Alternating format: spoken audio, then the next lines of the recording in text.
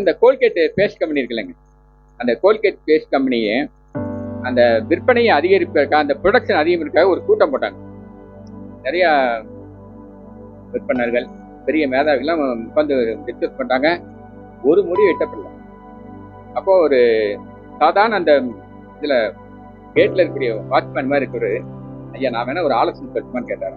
சொல்லுப்பா, நீ என்னப்பா, நாங்களும் காலையில இருந்து 3 செஷன் 4 செஷன் உட்காந்துட்டோம். ஒரு 4 முறை உட்காந்து எங்களுக்கு ஒரு அறிவும் புலப்படல, எப்படி இந்த விற்பனையை அதிகரிப்பது? அப்போ அவர் சொன்னாராம், இன்னும் பண்ண வேண்டாம், நம்ம நார்மலா வந்து பேஸ்ட் எடுத்துங்க. என்ன பண்ண, நம்முடைய மென்டாலிட்டி என்னன்னா, பிரஷ்ல ஒரு புல்ல இழுத்துருங்களா, பிரஷ் இருக்குன்னா பிரஷ்ல எல்லாருடைய மென்டாலிட்டி என்னங்க, பேஸ்ட்டை முழுசா இழுத்துருவோம். ரைட். அப்போ அவர் என்ன சொன்னாராம், அந்த வாய் பகுதியை கோல்கேட் பேஸ்டுடைய துவாரத்தை 1/2 சென்டிமீட்டர் அதிகப்படுத்து. அப்ப என்னங்க, ஒவ்வொரு முறையும் எடுக்கும்போது அதிகமான பேஸ்ட் வருமா, அப்ப சீக்கிரம் தீர்ந்து வாங்குவாங்க. சாதாரண ஒரு விஷயம், உண்மையா அப்படி செஞ்சாங்களா? ஆரம்பத்து காலத்துல பாத்தீங்கன்னா ரொம்ப துவாரம் மெலிசா இருந்தது. அதுக்கப்புறம் என்னங்க, அந்த ஹோல்ஸ் வந்து கொஞ்சம் பெருசு, அப்ப டயமீட்டர் இன்க்ரீஸ் பண்ணாங்களாம். அப்போ ஒவ்வொரு நாளும் பேஸ்ட் பிரிக்கும் போது அது அதிகம் வரும்போது சீக்கிரம் தீரும்.